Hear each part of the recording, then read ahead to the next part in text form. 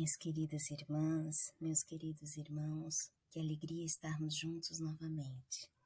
Que alegria a grande oportunidade de pararmos um pouquinho, respirarmos fundo, apaziguar nossos corações e se conectar neste momento com esse Deus que nos ama, que nos acolhe, que nos dá força, com a espiritualidade amiga que nos acompanha.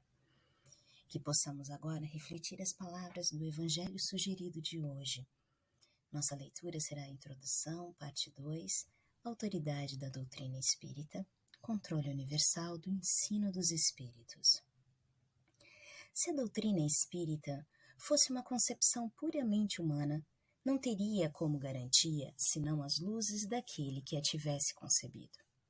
Ora, ninguém neste mundo poderia ter a pretensão de possuir sozinho a verdade absoluta.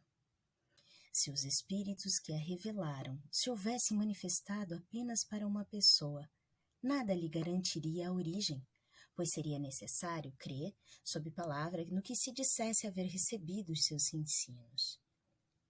Admitindo absoluta sinceridade de sua parte, poderia, no máximo, convencer as pessoas do seu meio e poderia fazer sectários, porém não chegaria nunca a reunir a todos. Deus quis que a nova revelação chegasse às pessoas por meio mais rápido e mais autêntico.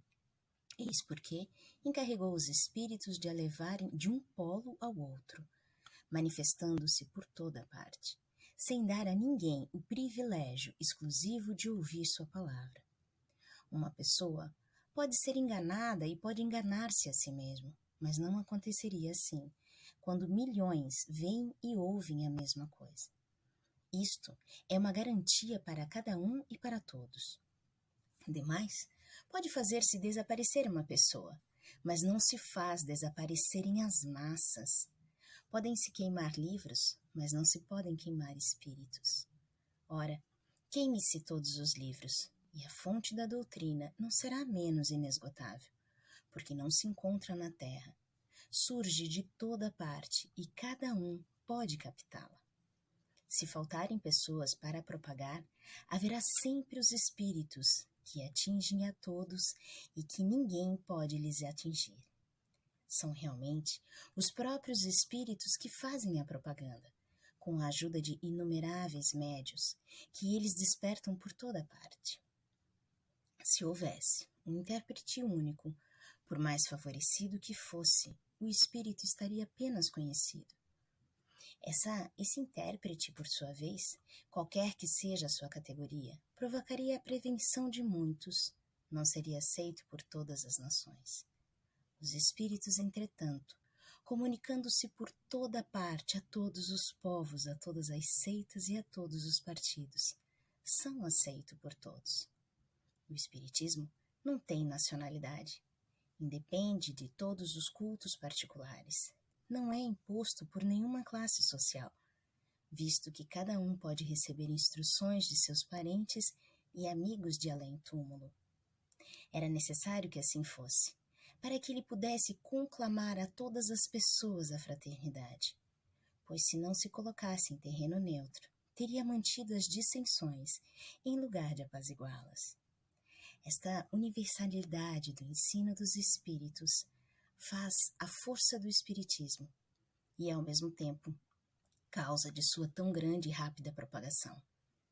Enquanto a voz de uma só pessoa, mesmo com o auxílio da imprensa, necessitaria de séculos para chegar aos ouvidos de todos, eis que milhares de vozes se fazem ouvir simultaneamente em todos os pontos da terra para proclamar os mesmos princípios e os transmitir aos mais ignorantes e aos mais sábios, a fim de que ninguém seja deserdado. É uma vantagem de que não pode gozar nenhuma das doutrinas aparecidas até hoje. Se, portanto, o espiritismo é uma verdade, ele não teme nem a má vontade dos homens, nem as resoluções morais, nem as transformações físicas do globo, porque nenhuma dessas coisas pode atingir os espíritos. Essas foram as palavras do Evangelho. Que sejamos protegidos por toda a espiritualidade. Que assim seja.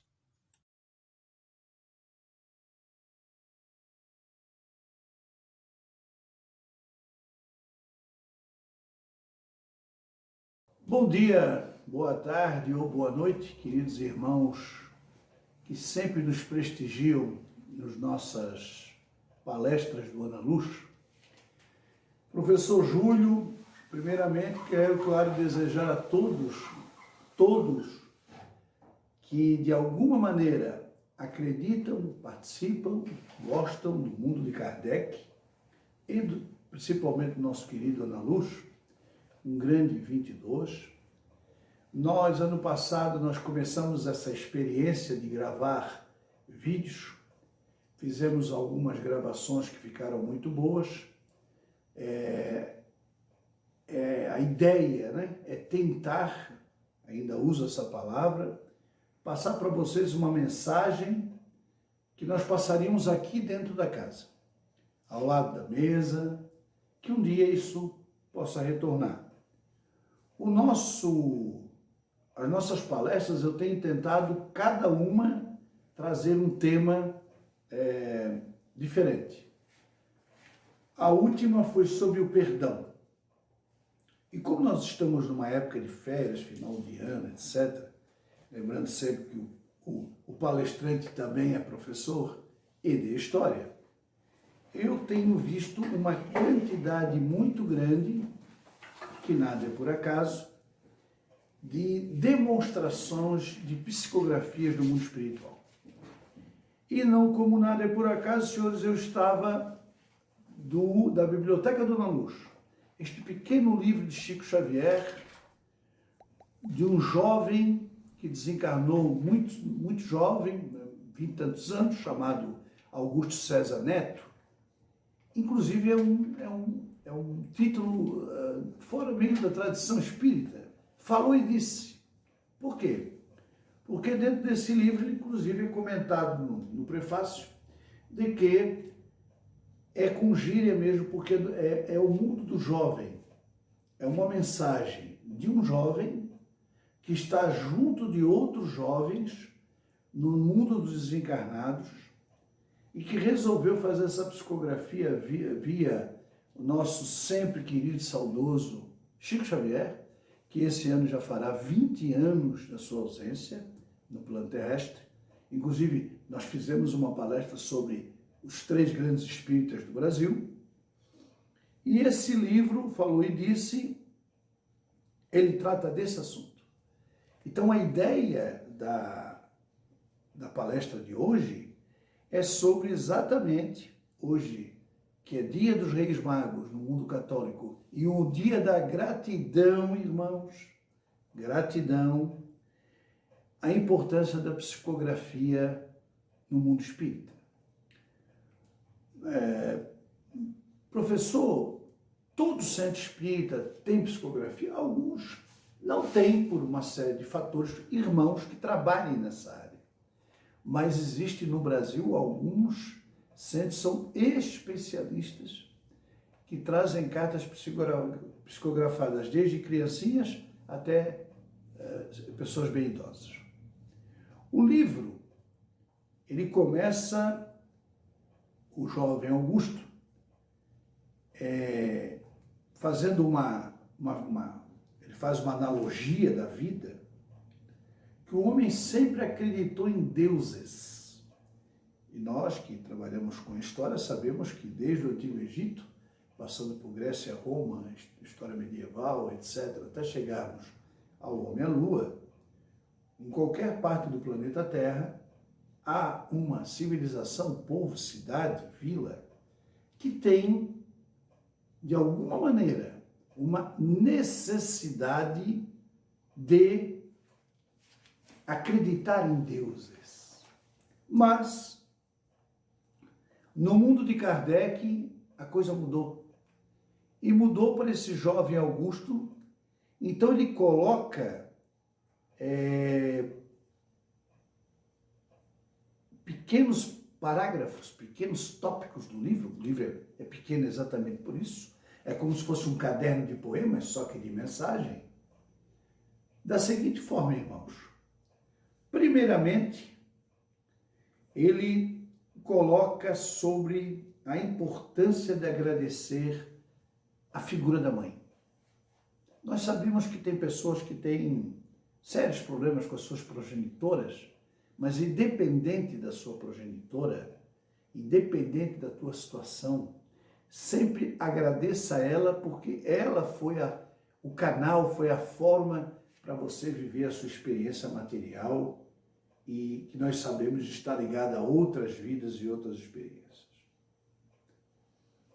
Outra coisa que ele coloca é sempre lembrar da mãe e um peso sobre as orações. Algumas pessoas, mesmo que não sejam ligadas a nada do espiritismo e outras várias religiões, têm o hábito de orar pela manhã ou pela noite, ou até as duas vezes, né? E ele coloca como a oração é importante. Porque a oração é uma fonte de energia entre aqueles que lá estão e o nosso mundo e vice-versa.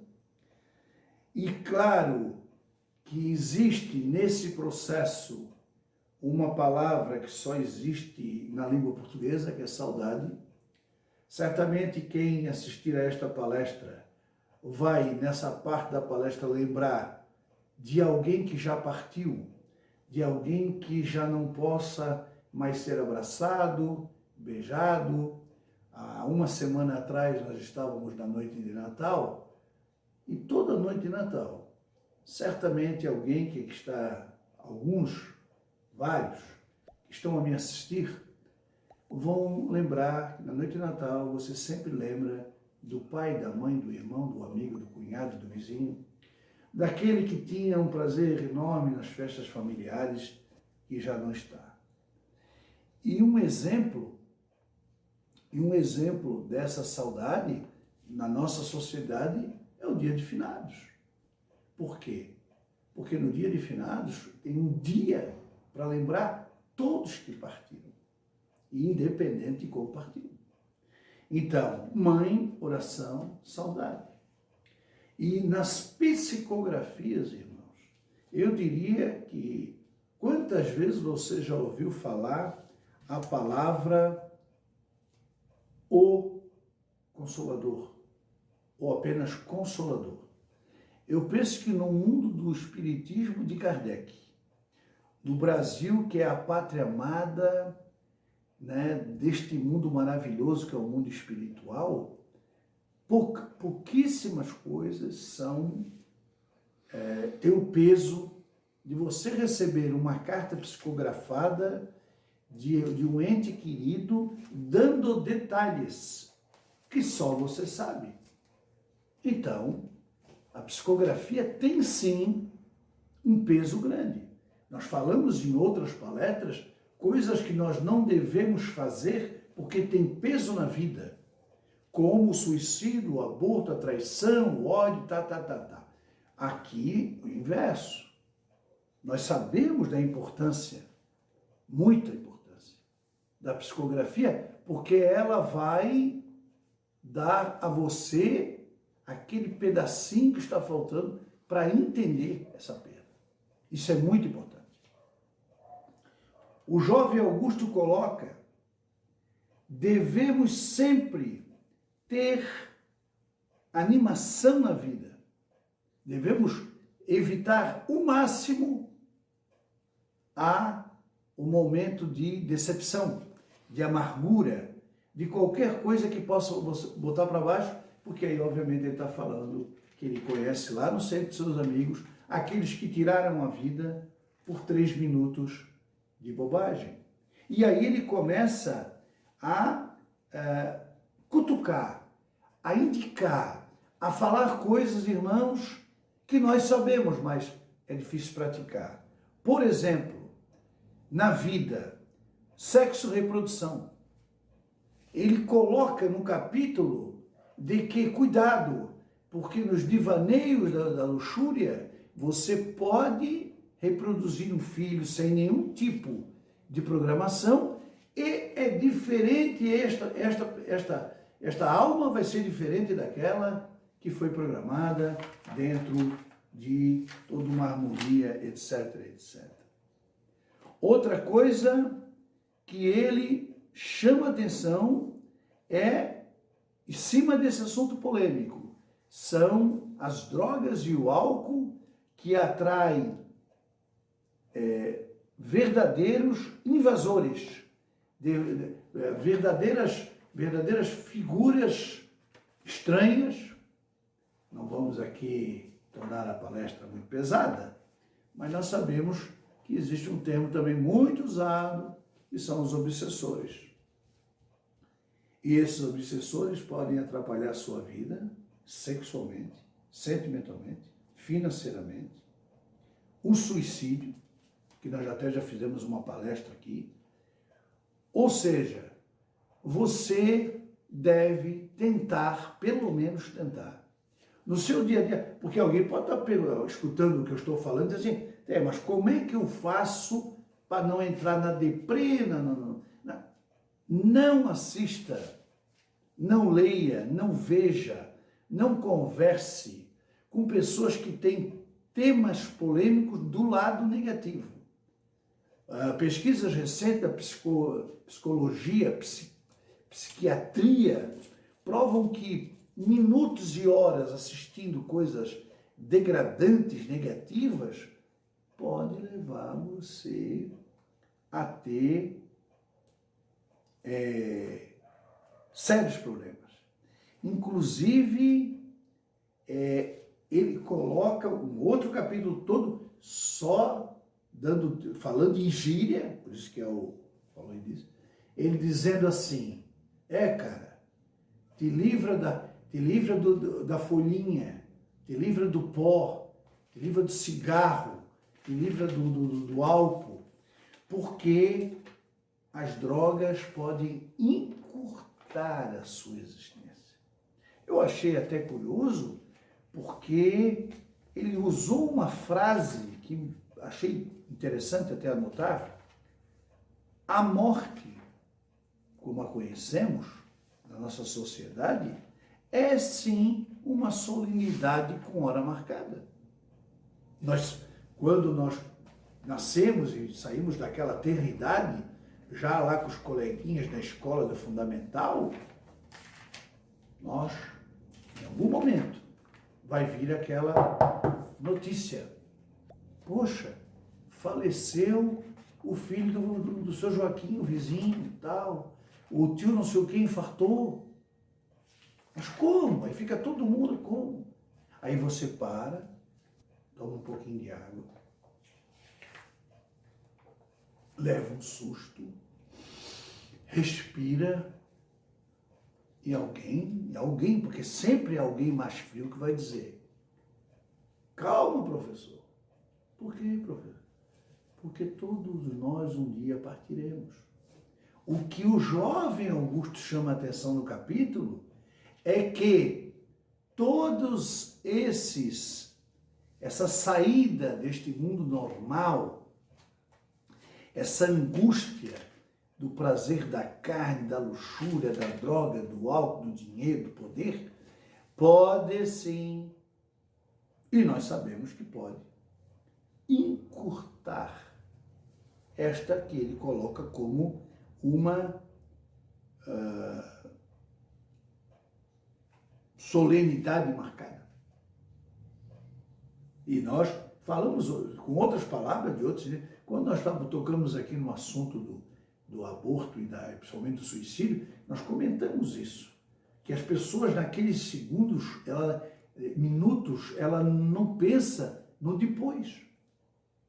Ela pensa no que levou ela a chegar naquele fundo de poço. Mas quando pensa, né? É uma coisa muito complicada esse tema. Mas nós temos.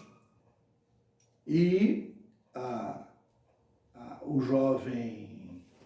esse jovem Augusto, ele coloca de uma maneira do papo do jovem, mas para alertar o jovem. Por quê? Porque não faz sentido um garoto aí de 18 a 20 e tantos anos tirar a própria vida. Não faz. E na parte final do livro, ele coloca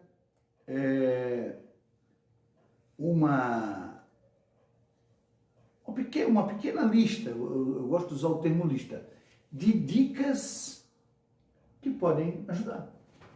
Que é o que você deve estar aí sentado no sofá da sala, pensando o seguinte: pois é, professor, bonito, hein? Interessante, um jovem fazer uma psicografia via Chico para alertar o quanto o jovem é alvo desse problema todo. Muito bem. Primeiro, olha só, um jovem que não era frequentador de casa espírita, não era um cristão praticante, vamos colocar assim. É os 10 mandamentos, senhores. E eu não estou aqui querendo entrar nas mazelas e nos detalhes históricos de Moisés, etc., Bíblia. Não, não, não, não. É 10 mandamentos básico. Alguns poderia ser encaixado pelos 7 crimes capitais. Depende do mundo que tu vive, meu irmão. Mas nós sabemos que não deveria existir, principalmente no século XXI, atentai bem você que está me escutando. Nós já estamos entrando na 3ª década do século XXI. 2022, não é o Titanic. O Titanic foi em 1912. Nós estamos em 2022. Então nós já estamos no século XXI. Então nós não deveríamos mais precisar botar a plaquinha, dizer que você não deve matar, roubar, fazer um monte de coisa. Se você pratica, por exemplo, a gula, que só vai prejudicar a tua vida fisicamente, eu sei que isso tudo é complicado, mas ajuda a refletir. E o livro que trata de psicografia, porque na psicografia quem escreve e quem escuta, muitas vezes numa mesa como essa, a pessoa derramando em lágrimas, porque, querida mãezinha, querido pai, não chore, eu estou aqui com o avô, ele disse que ele não tem rancor daquilo que o senhor fez para ele. Mas não é uma experiência simples, senhores. E uma coisa que ficou no final do livro, que nós sabemos, né, irmãos, mas que é de fundo muito especial.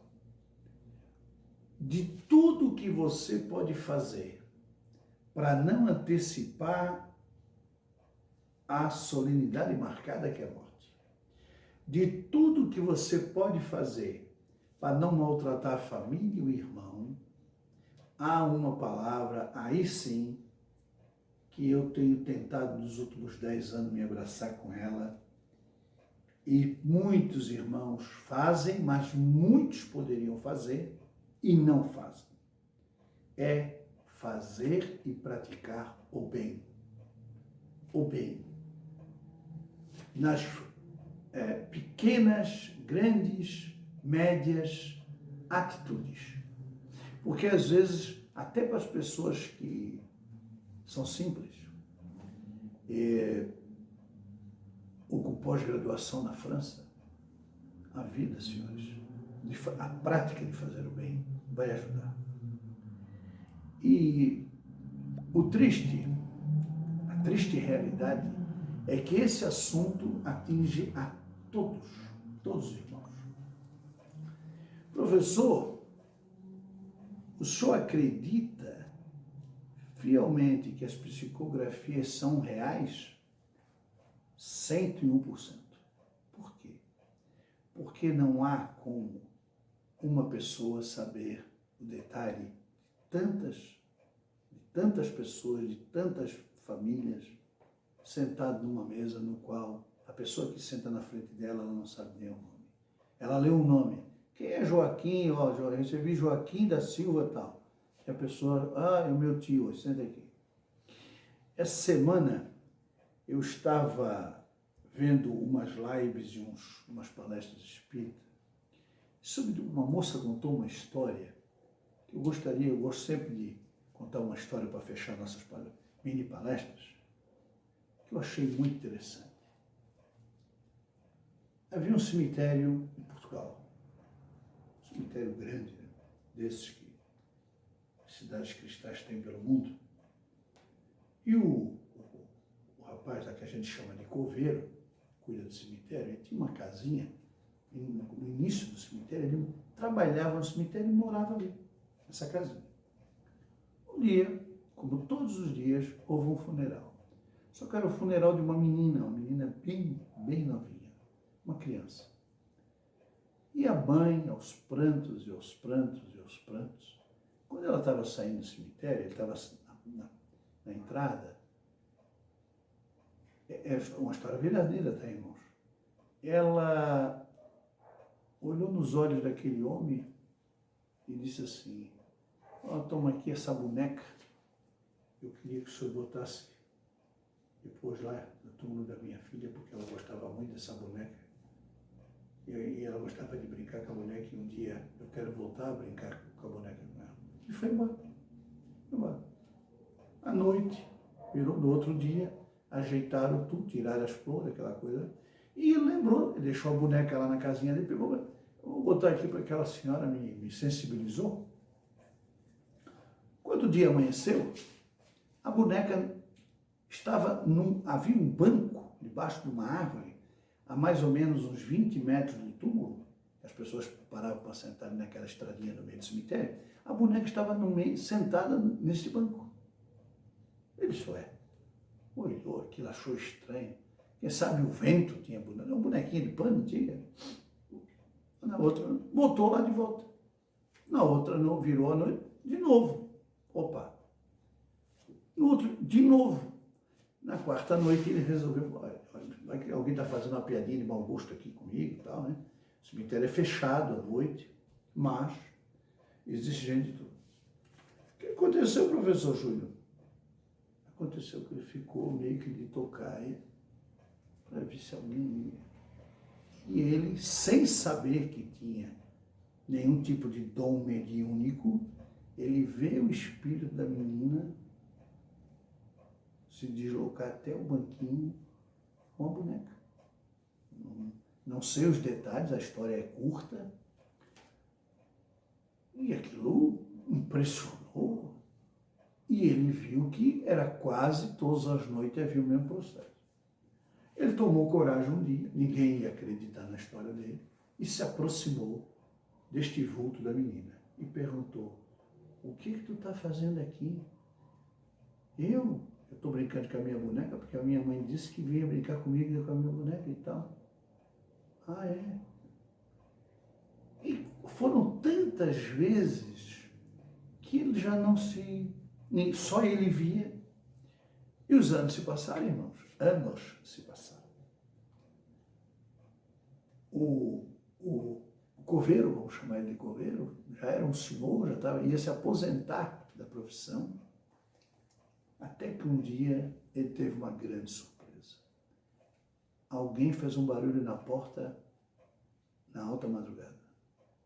Quando ele olha, não viu ninguém pela janela, abriu a porta, era a boneca e a menina, que veio dizer para ele em mensagem o seguinte, eu quero devolver, deixar aqui com a boneca, que eu não sabe brincar, porque amanhã a minha mãe vem brincar. Ela vai vir visitar e vai vir brincar comigo. A mãe desencarnou e foi sepultada no outro dia, pelo mesmo homem que sepultou a filha. Ainda existem muitos mistérios além do túmulo. Ainda existem muitos mistérios da vida pós-morte. Assim como a minha próxima palestra, eu pretendo falar de vida inteligente fora da Terra, que é um assunto que o Chico trata com muita delicadeza, via Geraldo Lemos Neto, que está pipocando também aos montes. Nunca se falou tanto disso.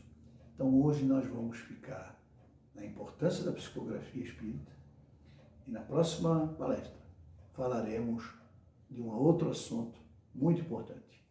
Um beijo no coração, fique com Deus, muito obrigado e até. Boa noite, meus irmãos. Que a graça do Pai recaia sobre cada um de vocês nessa noite de hoje. Meus irmãos, poderemos construir um ano bem melhor a partir da nossa reforma moral. repensando os nossos valores, corrigindo os nossos passos, dando uma nova direção à nossa estrada particular. Se começarmos por modificar nossos comportamentos equivocados, certamente teremos um ano muito mais feliz. E assim é o que eu peço ao nosso Pai Maior, que Ele vos proteja, a vocês e seus familiares, nesse ano que iniciou, que Ele dê a vocês luz em vossos pensamentos, que Ele dê a vocês amor, compaixão e caridade ao coraçãozinho de cada um. Porque o Pai, diante de sua bênção, diante do seu amor caridoso, está aí sempre a nos acompanhar, a nos aconselhar, a nos mostrar os bons caminhos. E diante disso, eu peço até Ele, Pai amado, que Tu estejas sempre ao lado desses seus filhos.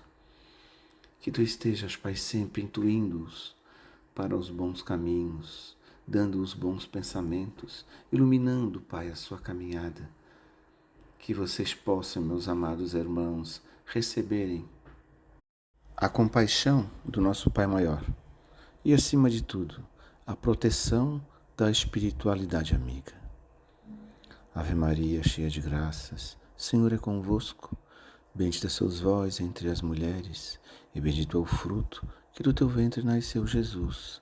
Santa Maria, Mãe de Jesus, rogai por nós, os pecadores, agora e na hora do nosso desenlace.